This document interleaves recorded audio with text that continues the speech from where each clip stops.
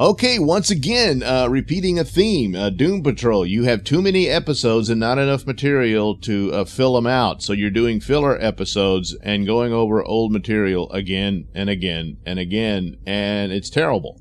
It's dragging the show down. You should have shrunk it down. Which the news that Swamp Thing was cut down to 10 from 13 was probably a better idea. Unless, of course, when you see it, watch, oh no, it ends badly and they should have let them finish it out. But on average, from these shows like this, and Titans was no different, because Doom Patrol has potential to be a great show, and it's just being bogged down in this repetitious nonsense for filler, and because you don't have the material for 15 episodes, you just don't have it. And it's blatantly obvious. So here, once again, we revisit Larry Trainor's story, which we've heard ad nauseum. And this was to explain, what was Larry doing when he passed out after the negative entity left his body and transferred Robot Man into Jane's world and all that. And then we saw what Cyborg and Rita were doing. And so now we get a little bit of Larry, but it's not all devoted to him. We get more story, somewhat. Robot Man goes off to find his daughter. He finally meets her. He doesn't reveal who he is. Everyone just accepts that he's some guy in a Halloween costume. Yeah, sure. Well, her stepfather died at the jaws of an alligator, and she's upset about it, obviously, and everything. And Cliff has to come to terms that he's mad at his old buddy for taking his place, but everyone thought he was dead. And that's all well and good, but that was pretty obvious from the get-go. And but that was about it. It culminates with the girl had given her stepfather a watch, and it was lost with the alligator attack. So Cliff goes to look for the watch, and he's out there in the swamp. So you're thinking, oh man, we're going to get a battle between Robot Man and an alligator. No, the alligator apparently is superpowered because it leaps out of the water and the screen goes black. And next thing we know, here comes Robot Man. He got the watch. He leaves it. The daughter finds it and she's like, huh. And that's that. So, yeah, there you go. That's all sweet and nice and everything, but it was just, kind of. Meanwhile, Larry, most of the show is Larry dreaming about his ex-boyfriend. And after decades of moping about him, he finally goes and visits the man who's at home dying.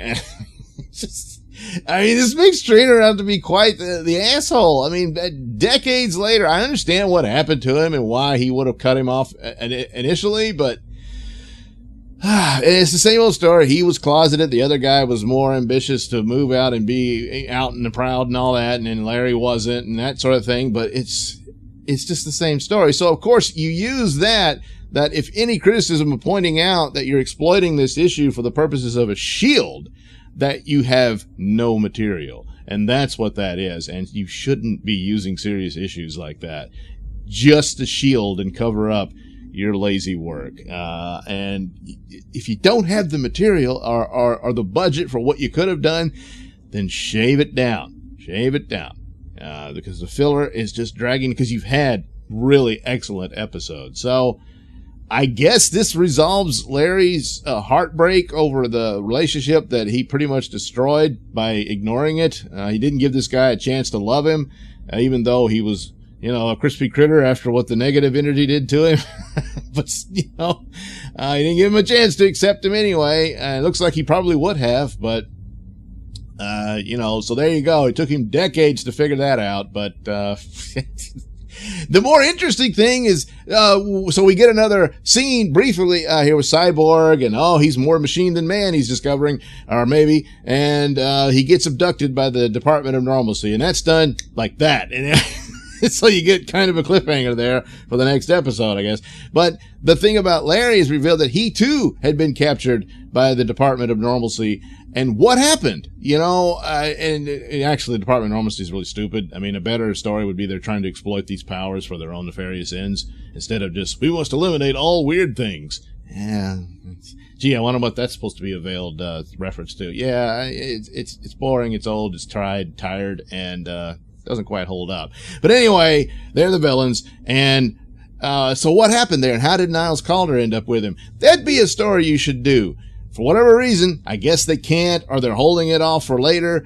that another reason why you don't need these filler episodes. Just eliminate them. Do 10. Do, even if it's only 8, you know? I mean, so, yeah, that's the show. That's it. It's another filler episode. There's no Admiral Whiskers to come in and save the day. There's no, Beard Hunter. So, no stars for this one. This, and it's terrible because the potential, it's definitely there. Even more so than Titans. And, when you don't have the material, just, you can't pretend it. You can't fake it. And you need to cut the number of episodes down. Oh, well, there you go. Doom Patrol, Francis Patrol. Yeah. Just can't recommend it.